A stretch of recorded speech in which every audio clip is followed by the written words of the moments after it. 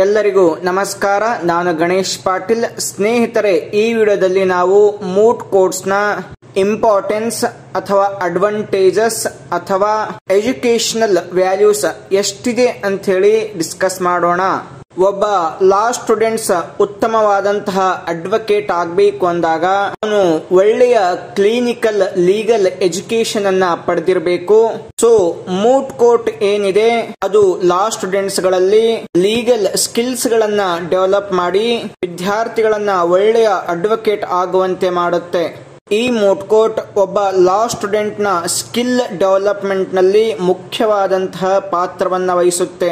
Frequent ಆಗಿ moot courts ಗಳಲ್ಲಿ participation ಮಾಡಿದ್ದೇ ಆದ್ರೆ ಎಂತಹದೇ ಸಿಚುವೇಶನ್ಸ್ ಗಳಲ್ಲಿ ಯಾವ ಲೀಗಲ್ ಪ್ರಿನ್ಸಿಪಲ್ಸ್ ಅನ್ನ ಅಪ್ಲೈ ಮಾಡಬೇಕು ಅನ್ನೋದನ್ನ ಕಲಿಯುತ್ತೇವೆ. ಈ ಮೂಟ್ ಕೋರ್ಟ್ ನಲ್ಲಿ ಆದಂತಹ ಎಕ್ಸ್ಪೀರಿಯನ್ಸ್ ನಮ್ಮನ್ನ ರಿಫೈನ್ ಮಾಡುತ್ತೆ. ನಮಗೆ ಲಾ ನಲ್ಲಿ ಇದ್ದಂತಹ ಥಿಯರಿಟಿಕಲ್ ನಾಲೆಜ್ ಅನ್ನ ಪ್ರಾಕ್ಟಿಕಲ್ ನಾಲೆಜ್ ಆಗಿ ಪರಿವರ್ತನೆ ಮಾಡುತ್ತೆ. ಇಂತಹ ಮೂಟ್ ಕೋರ್ಟ್ ಎಕ್ಸರ್ಸೈಸಸ್ ನಿಂದ ಏನೆಲ್ಲ ಅಡ್ವಾಂಟೇಜಸ್ ಗಳಿವೆ ಅನ್ನೋದನ್ನ ಒಂದೊಂದಾಗಿ ನೋಡೋಣ. ಈ ಮೂಟ್ ಕೋರ್ಟ್ ಸಿಸ್ಟಮ್ ಕ್ಲಾಸ್ ರೂಮಿನಲ್ಲಿ ಮಾಡುವಂತಹ ಒಂದು ಲೆಕ್ಚರ್ ಮೆಥಡ್ ಇದೆಯಲ್ಲ, ಅದರಲ್ಲಿರುವಂತಹ ಡಿಫೆಕ್ಟ್ ಗಳನ್ನ ರೆಕ್ಟಿಫೈ ಮಾಡುತ್ತೆ. ಎಷ್ಟೋ ವಿದ್ಯಾರ್ಥಿಗಳು ಕ್ಲಾಸ್ ರೂಮ್ ಅನ್ನ ಬಂಕ್ ಮಾಡಿರ್ತಾರೆ. ಅಂಥವರು ಮ್ಯಾಂಡೇಟರಿಯಾಗಿ ಈ ಮೂಟ್ ಕೋರ್ಟ್ ಗಳಲ್ಲಿ ಅಪಿಯರ್ ಆಗಬೇಕಾಗ್ತದೆ, ಅಂದ್ರೆ ಪಾರ್ಟಿಸಿಪೇಷನ್ ಮಾಡಬೇಕಾಗ್ತದೆ. ಅವರ ಒಂದು ಟರ್ನ್ ಬಂದಾಗ ಅವರು ತಮಗೆ ಇಶ್ಯೂ ಮಾಡಿದಂತಹ ಒಂದು ಕೇಸ್ ನ ಮೇಲೆ ಆರ್ಗ್ಯುಮೆಂಟ್ಸ್ ಮಾಡಬೇಕಾಗ್ತದೆ. ಆ ಆರ್ಗ್ಯುಮೆಂಟ್ಸ್ ಪ್ರಿಪೇರ್ ಮಾಡೋದಕ್ಕೋಸ್ಕರ ಹಲವಾರು ಒಂದು ಕೇಸ್ ಲಾಸ್ ಗಳನ್ನ ಸ್ಟಡಿ ಮಾಡಬೇಕಾಗ್ತದೆ. ಇದರಿಂದ ವಿದ್ಯಾರ್ಥಿಗಳಲ್ಲಿ ಒಂದು ರೀಡಿಂಗ್ ಹ್ಯಾಬಿಟ್ ಬಂದ್ಬಿಡುತ್ತೆ. ಎರಡನೇದಾಗಿ ಕ್ಲಾಸ್ ರೂಮ್ ಟೀಚಿಂಗ್ ನಲ್ಲಿ IPC ಯನ್ನ, CRPC ಯನ್ನ, ಎವಿಡೆನ್ಸ್ ಅನ್ನ, CPC ಯನ್ನ ಸಪರೇಟ್ ಆಗಿ ಕಲಿಸಿರ್ತಾರೆ. ಯಾವ ಒಂದು ಸಬ್ಜೆಕ್ಟ್ ಅನ್ನ ಇನ್ನೊಂದು ಸಬ್ಜೆಕ್ಟ್ ನ ಬಗ್ಗೆ ಲಿಂಕ್ ಮಾಡಬೇಕು, ಸೊ ಎರಡನ್ನ ಒಟ್ಟಿಗೆ ತೆಗೆದುಕೊಂಡು ಅವುಗಳನ್ನ ಸ್ಟಡಿ ಮಾಡಬೇಕು ಅಂತೇಳಿ ಹೇಳಿಕೊಟ್ಟಿರೋದಿಲ್ಲ. ಸೊ ಈ ಮೂಟ್ ಕೋರ್ಟ್ ನ ಒಂದು ಪ್ರೊಸೆಸ್ ನಿಂದ ಒಂದೇ ಸಲಕ್ಕೆ IPC, CRPC, ಎವಿಡೆನ್ಸ್ ಈ ಒಂದು ಲಾಸ್ ಗಳನ್ನ ಒಟ್ಟಿಗೆ ಓದಿ ಒಟ್ಟಿಗೆ ಅಪ್ಲೈ ಮಾಡಿ ಒಂದು ಕೇಸ್ ಅನ್ನ ಸಾಲ್ವ್ ಮಾಡುವಂತಹ ಗುಣಗಳನ್ನ ಬೆಳೆಸ್ಕೋಬಹುದು. ಮೂರನೇದಾಗಿ ಈ ಮೂಟ್ ಕೋರ್ಟ್ ಲಾ ಸ್ಟೂಡೆಂಟ್ಸ್ ಗಳಿಗೆ ಪ್ರಾಕ್ಟಿಕಲ್ ನಾಲೆಜ್ ಅನ್ನ ಕೊಡುತ್ತೆ, ಪ್ರಾಕ್ಟಿಕಲ್ ಟ್ರೈನಿಂಗ್ ಅನ್ನ ಕೊಡುತ್ತೆ. ಕೋರ್ಟ್ ನ ಬಿಹೇವಿಯರ್ ಹೇಗಿರುತ್ತೆ, ಅಡ್ವೊಕೇಟ್ಸ್ ಗಳ ಬಿಹೇವಿಯರ್ ಹೇಗಿರುತ್ತೆ ಅನ್ನೋದನ್ನ ಲಾ ಸ್ಟೂಡೆಂಟ್ಸ್ ಗಳಿಗೆ ಪರಿಚಯ ಮಾಡಿಸ್ಕೊಡುತ್ತೆ. ನಾಲ್ಕನೇದಾಗಿ ಕ್ಲಾಸ್ ರೂಮ್ ಗಳಲ್ಲಿ ಮಾಡುವಂತಹ ಟೀಚಿಂಗ್ ನಿಂದ ಸ್ವಲ್ಪ ವಿದ್ಯಾರ್ಥಿಗಳಿಗೆ ಬೆನಿಫಿಟ್ ಆಗುತ್ತೆ, ಆದ್ರೆ ಮೂಟ್ ಕೋರ್ಟ್ ನಲ್ಲಿ ಎಲ್ಲಾ ವಿದ್ಯಾರ್ಥಿಗಳಿಗೆ ಹೆಲ್ಪ್ ಆಗುತ್ತೆ.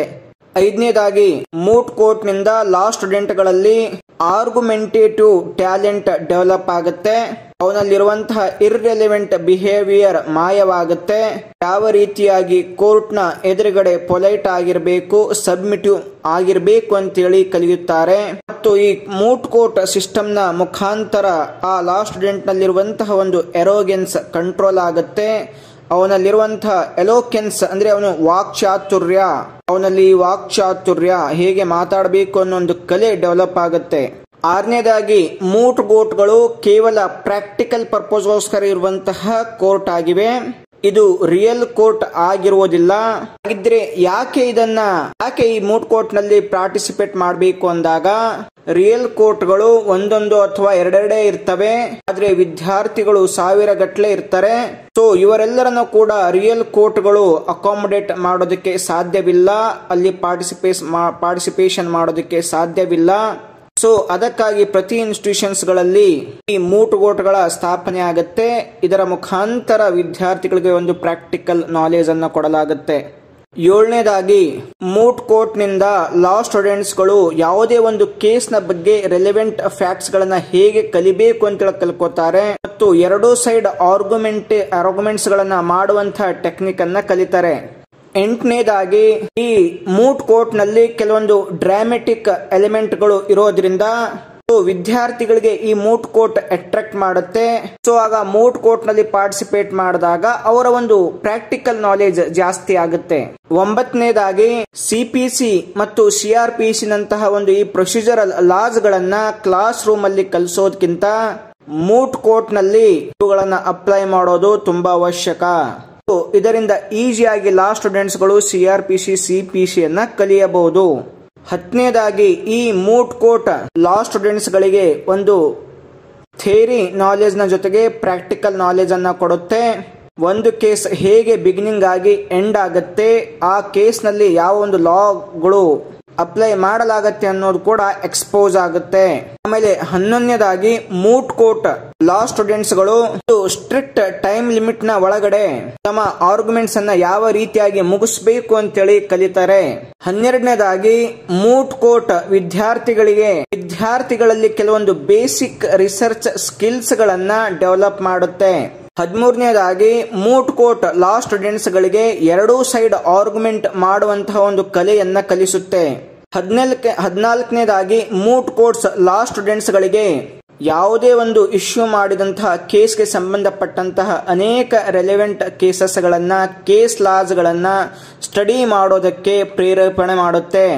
15ನೇದಾಗಿ ಮೂಟ್ ಕೋರ್ಟ್ ಲಾ ಸ್ಟೂಡೆಂಟ್ಸ್ ಗಳಿಗೆ ಹೇಗೆ ಕೌಂಟರ್ ಆರ್ಗ್ಯುಮೆಂಟ್ ಗಳನ್ನ ಮಾಡಬೇಕು ಅಂತ ಹೇಳಿ ಕಲಿಸುತ್ತೆ.